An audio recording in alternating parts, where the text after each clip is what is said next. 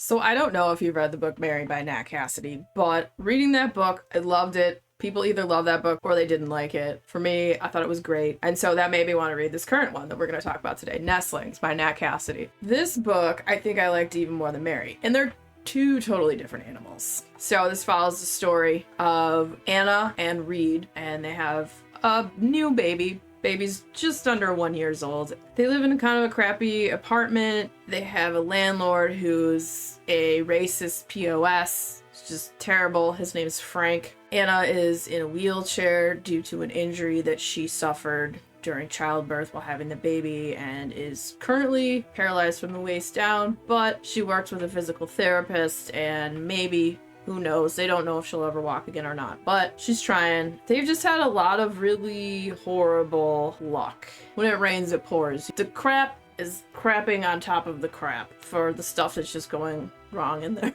lives. I'm sorry, the crap crapping on top of the crap. Stuff sucks, big time. But then they end up winning this lottery for an apartment in this really fancy building in New York City called the Deptford. Like this little light of possible goodness. And they go and they look at this apartment, and Reed absolutely loves it. It's huge. The view is gorgeous. Like you see out the window, you see Central Park. Old architecture of the building.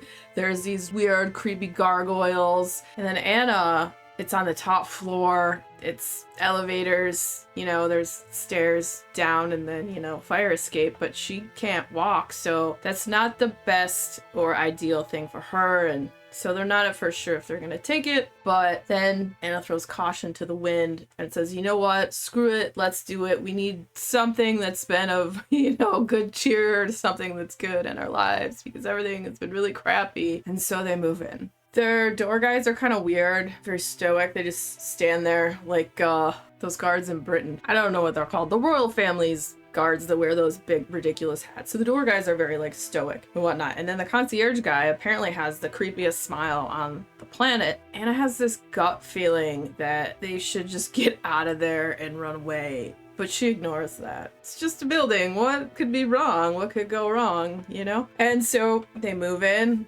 The apartment's beautiful and spacious and everything seems great. Haven't really met any neighbors yet. It's been very quiet. They don't really hear a lot of noise from the neighbors either. And Reed works for this law firm, so he leaves during the day. Anna works from home and she has this sound recording booth and does voiceover work and does she's doing some audiobooks, but her sound booth is broken currently, so she can't use it without the door being able to close and making it completely soundproof. So that's going on, but she's, busy unpacking and whatnot, and they get settled in and everything seems all right. As the days progress, Anna starts noticing weird stuff kind of going on, and she looks out her daughter's window one day. The baby's name is Charlie. She's looking across the way and she can't figure out what it is that's wrong, but it seems like something's missing from the last time she looked out the window, and she has no idea, and she's like, what the heck? And she's been having some strange dreams too, maybe almost intuitive dreams into weird things, and then mysterious and mysteriouser,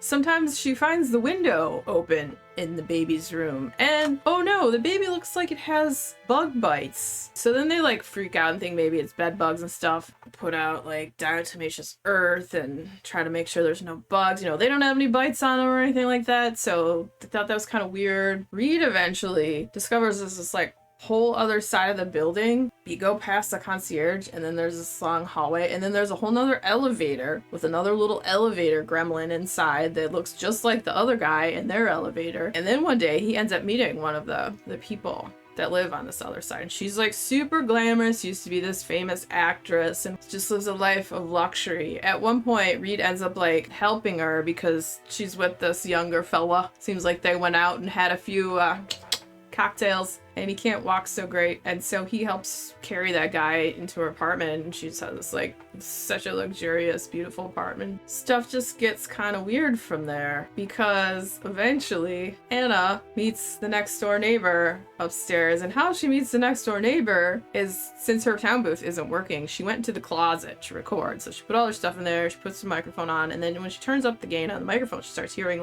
crying. She's like, what the heck? So she hears crying. She's like, what the heck? Is that the next door neighbor? So she goes, knocks on the door, doesn't really hear anything. And eventually the neighbor pops out and the lady looks all gaunt and distressed and stressed out, seems to think her baby's killing her, and says all this crazy stuff and wants to throw herself down the stairs. And so from here, stuff just gets crazy and weird and creepy, and I don't even know. It's horror, it's having the hardships of life, and then having supernatural hardships take interest into your life to make it harder, or something along those lines. It was so good. I really liked it. I really liked the writing. I thought it was an addictive read. I couldn't put it down. I like the characters. I like the struggle of it all. The fierce will and determination to survive. The strengths you don't know you have sometimes when you're put in these bad situations that you find that you're surprised yourself. If you do read this, read the afterword. The afterword freaking ripped my heart out, and I cried because I'm an emotional, empathetic being. It talks about where this book came from. Nat Cassidy's experience with him and his family and all the crap that he kind of went through, and like what shaped and molded this book. And it's a lot of his personal experience in life, and it's very touching. You know, you don't have to read every afterword if you don't want to. I always read the foreword, the afterword, all that, like the thank yous. That's just me. But this one is worth a read. If you like creepy, weird books about creepy, supernatural people, gothic, old buildings and gargoyles and weird creatures down in the darkness, and a story overall about survival and finding your hidden inner strengths just to get through it all and survive, then Nestlings by Nat Cassidy might just be for you. And I cannot highly recommend this enough. I really, really loved it. It was so good. So I really feel like Nat Cassidy is turning into a must-read author for me. Look forward to see what he's gonna do in the future. And if you haven't had a chance to read Mary yet and are kind of curious about what Mary's about, next video coming up will be about Mary, so stick around, check it out. And if you had fun hanging out today, hit that subscribe button, come back, see me again, and we'll talk about more bookish things and weird stuff.